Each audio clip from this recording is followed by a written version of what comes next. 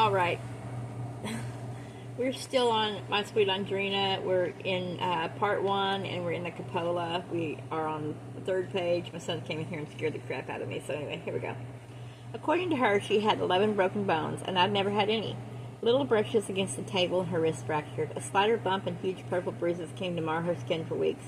If she fell off her bed onto a soft padded carpet, she still broke a leg, an ankle, a forearm, something.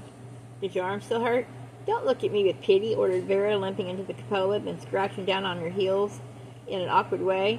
Her dark eyes bore holes into me. I have fragile bones, small, delicate bones, and if they break easily, it's because I have more blue blood than you do. She could have her blue blood if it meant broken bones twice a year. Sometimes when she was so mean to me, I thought God was punishing her, and sometimes I felt guilty because my bones were tough and refused to break when I occasionally fell. Oh, I wondered again if the first, best, and most perfect Audrina had been as aristocratic as Vera. And of course my arm hurts, shrilled Vera, her dark eyes flashing with reds, greens, and blues. It hurts like hell. Her voice turned plaintive as she went on. When your arm is broken, it makes you feel so helpless. It's really worse than a broken leg because there are so many things you can't do for yourself. Since you don't eat much, I don't know why your bones don't break more easily than mine, but of course you must have peasant bones. I didn't know what to say. There's a boy in my class who looks at me so sympathetically, and he carries my books and talks to me and asks me all kinds of questions. He's so handsome, you just won't believe it. His name is Audrina. Isn't that an unusual and romantic name for a boy?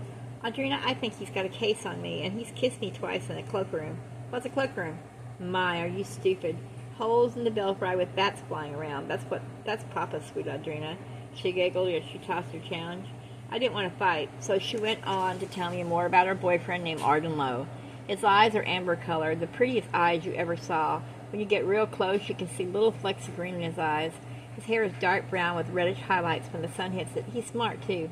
He's a year older than me, and that doesn't mean he's dumb. It just means he's traveled around so much he fell behind in schoolwork. She sighed and looked dreamy. How old is Arden Lowe? Yesterday I was 20, so Arden was younger, naturally. He doesn't have any kind of talent for being any age I want to be. I guess he's 11, and kind of a baby when I'm 20, but such a good-looking baby. She smiled at me, but I knew darn well she couldn't be more than 12. I went back to my dolls. Audrina, you love those dolls more than you do me. No, I don't, but I wasn't really too sure even when I said it. Then give me the boy and men dolls. All the men and boy dolls are gone, I answered, in a funny, tight voice that made Vera open her eyes wide. Where did all the male dolls go, Audrina? She whispered in the weirdest kind of knowing voice that made me shiver. I don't know, I whispered back. I thought you took them. You're a bad girl, Audrina, a really wicked girl. Someday you'll find out exactly how bad, and when you do, you'll want to die. She giggled and drew away.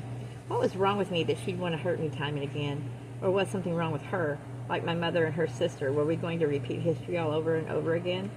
Vera's pale, pasty face grinned at me wickedly, seemingly to represent all evil. When she turned her head, the colors came to play upon her skin, and her apricot hair turned red, then blue streaked with violet. Give me all... I'm reading a book, Sidward. What are you doing? I'm drinking some Tang. I'm drinking some Tang. Awesome sauce. Say I like oranges. Oh, I know he likes oranges.